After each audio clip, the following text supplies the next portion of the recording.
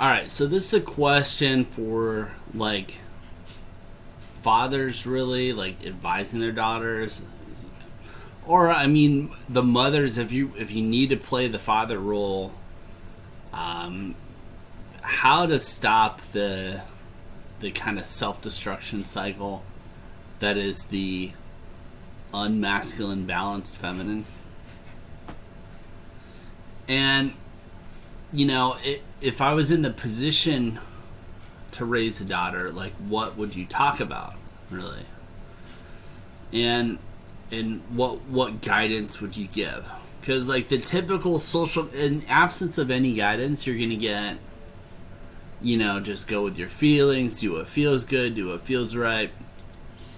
Follow your heart, find some man to make you happy. Find yourself and get a career, live like a boy, really. And what's happening is most of these women are ended up childless, single, alone into their 30s. So, how would you advise them out of it, really? So, virgin marriages, right? The question is, what's ideal for what you want, and how does that, as a woman, right? And what does that line up with what men want? So, 100% do the hard thing, and the virgin marriages is something to consider. And yeah, that's a challenge because you get lots of offers, and as a female, you would enjoy variety. Like, you're hypnotized by variety, right? So that's a challenging thing to do. That takes a strong relationship with your father. But your father's going to give you context, right? Your father's going to say, okay, if you want this, then you have to behave this way. And it will be worth it. If you remain a virgin earlier, just for the sake of bonding to your partner, right? To be the ideal full circuit energetic connection with the masculine. To not have any other distraction, like no sexual ghosts should be present. Does that necessarily mean virgins guarantee that? It's helpful. But at the end of the day, if you're pair bonded with another man in any way, it interferes with your energetic exchange, what he can give to you, what you can receive from him, what you can give to him. So, like that synergistic capacity is reduced with each person, and it is dramatic. Like, even 1-2 bodies is a significant energetic, as far as just life satisfaction over 10 years of the marriage, it goes way down with even a couple bodies. So yeah, remain a virgin. Honestly, it doesn't necessarily behoove men to follow that strategy, but as a female, 100%. Father is your filter for this purpose, right? So that, like trusting him with that guidance, but also trusting him with your partner choice. Not exclusively. Obviously, you're going to use your own judgment. Obviously, learn about men. Explore male behavior through your girlfriends as well. But to help with your filter, figure out what you want. But that is, trusting your father's judgment in and of itself too. That's a good strategy generally, because again, he's going to be able to filter out the pump and dump dudes, right? He's a man, he's lived through he has a masculine drive, but he also has a fatherly care for you. So if you guys are connected at the hip, like, your capacity to make a judgment, a partner judgment, is very keen, is very good. Marry before 23. Why marry before 23? Anything past, you'll see people exiting Rumspringa, right? Before 23, in the Amish community, for example. So they recognize that it has to be a choice on some level. It can't be forced upon you. You can't feel like you're forced upon that lifestyle.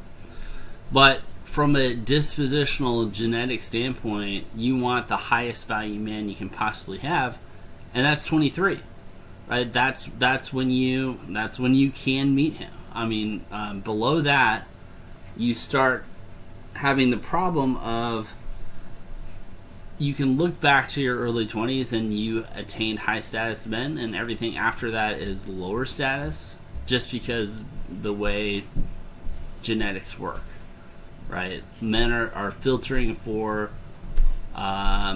youth and innocence, and as you get useful and less youthful and less innocent, you get less attractive relationship wise. You can still get sexual partners, but from a relationship perspective, and the men you want, they're getting less available. So by exiting before 23, you don't have the ghost of boyfriends past haunting your relationship, haunting your mind, tearing your existing partner down. It's just not, the likelihood is less and less if you marry before that age.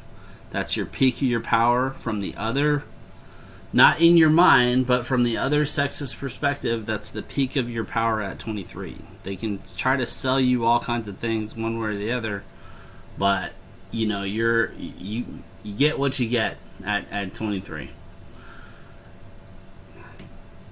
Don't get fat.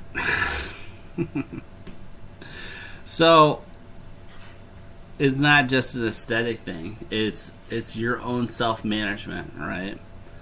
It's a reflection of your respect for your husband as well. So it's you're managing your boundary, and you're respecting what his genetic predisposition for, which is to go for youth and beauty. So with a basic kind of respect, have that orientation. It's like to men, it's like having from a female perspective, a male losing his job and refusing to work. That's disgusting, right? Like, that's repulsive, and the men are not expected to do that.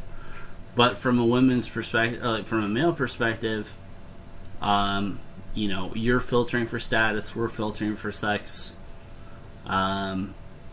Respect our basic genetic dispositions as we do yours, right? So beyond that, submit to an honorable man. So it's better to, like they say, honor the father. It's in the Bible, for example. If you have a dominant mother, submissive father, absent father, that's a challenge. You're gonna have to rework your brain, your mindset. But submitting to an honorable man, that is a powerful thing. And the other thing to watch out for, and again, whether you're a father, whether you're a husband, or just yourself, is social influence. So the tendency for female genetics is to just merge with the existing culture, right? And just reflect it.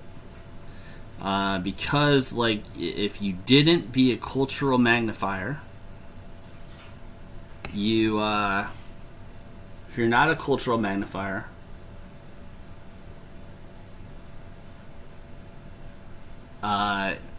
you would be ejected from the tribe, right? So in your genetics, it's a life or death thing to reflect the culture. The problem with the existing culture is it's satanic, right?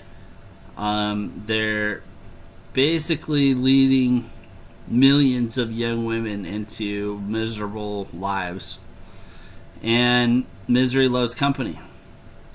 So you're behind enemy lines to an extent, as far as your own well-being goes, And so the media is a problem. The modern culture is a problem. There's a 90% marriage failure rate. So the other people out there giving advice are going to be giving bad advice in droves, which is a problem. It's social media as well, so they're going to be giving it on social media.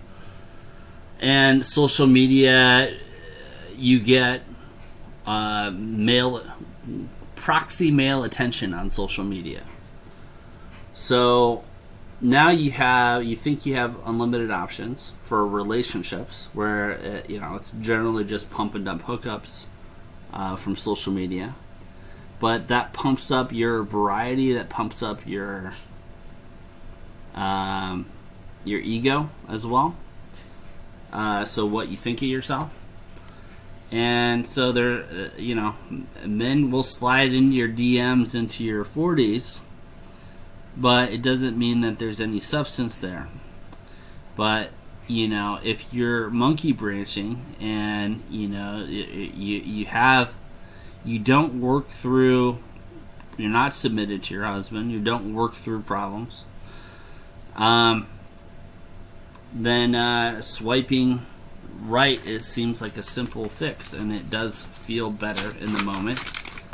And without masculine context, you do what feels good in the moment, which usually ends up being self-destructive. So be conscious of this stuff. That's the dynamic breakdown. Good luck.